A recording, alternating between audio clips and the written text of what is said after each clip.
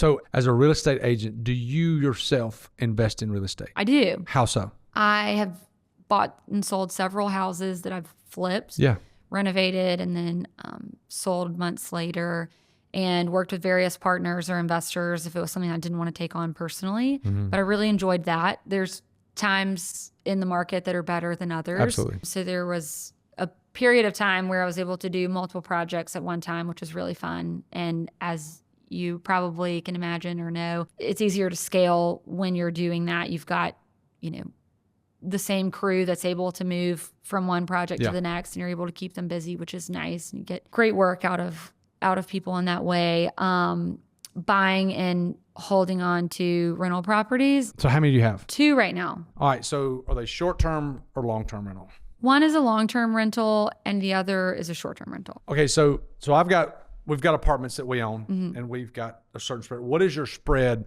on your long-term rental? Meaning you've got $1,200. So you got a mortgage, and so the rent that you charge is $1,200 more. Do you manage it yourself or have somebody that does it? I manage that myself. Do you really? Huh. Where's it located in Birmingham? What city? In Mountain Brook. Okay, in Mountain Brook. Okay, so it's pretty easy to manage, I would imagine. Yeah. What about the short-term rental? Tell me about that. Short-term rental is in North Carolina, and I mostly manage that myself. You do? Yes, I manage the actual rentals. Yeah. We have maintenance men and people that take care of the property during the off season, since it's more of a vacation property. So we have people that will winterize the house and handle any type of maintenance when we're not there, which is great. But the spread on that is about $6,000 a month. That's incredible. And it's still pretty consistent. Yeah. The peak season rent is so significant that it averages out to the $6,000. Averages out to $6K a month over the course of the year. Wow, that's incredible. So other than real estate, you got the long term, they got the short term. Where do you and your husband invest outside of those two things? We invest in the market some. I would say I have a good advisor that is very helpful and is really brilliant, but also takes a very tactical approach to a lot of our financial picture and what we are doing.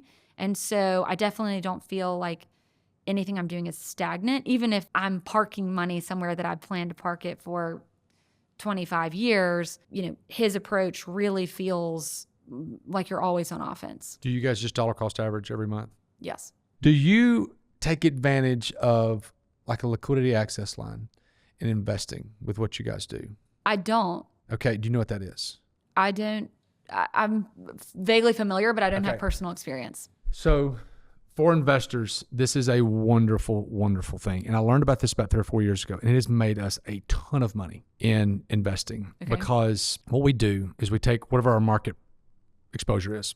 So we dollar cost average every month, just like you, but we're also in real estate. The whole diversification thing, you obviously got to do what you know. So we dollar cost average also, but we take the money that we have in the market, and you can do, I imagine you can with Schwab. We do Morgan Stanley. Yeah. You have what they call a liquidity access line. And I can borrow from that amount. So let's just use a good round number simply because the math is easy. So say you have $1 million in your brokerage account.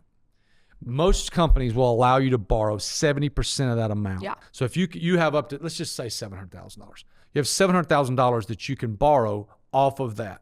You have a rate that you have, and it's typically, right now it's 7 or 8%, which is not great. Sure. But if you can have something that's a 10, 15, 18% margin, that's great. So we'll take, like, for example, we work with flippers just like you do. Yeah. So, but with the flippers, I have a guy that says, hey, I need $100,000 for this thing. And he'll give me a rate of 15% over 6 months. Simple interest, not annualized. Great. Which is good. So it's, in essence, annualized, it's 30%. Yeah. Okay. So I'll borrow $100,000 off my LAL, give him the 100, he'll pay me back in 6 months, give me 15,000 extra, and really say the rate's 8%. I've paid $4,000 in interest, and I got a spread of $11,000. Yeah. And it is, I'm telling you, if you've got short-term, now obviously you don't want to use that for buy and hold stuff. Sure. But if you've got short-term things, it is wonderful. And we use that a lot with what we're doing. And it's been really, really good. I just wondered, because not many people do it. I got another buddy that does it, but not many people do it. I didn't know if y'all were exposed to that. I've not personally done that. Yeah, but it's an option if you got it. And I would assume they do it.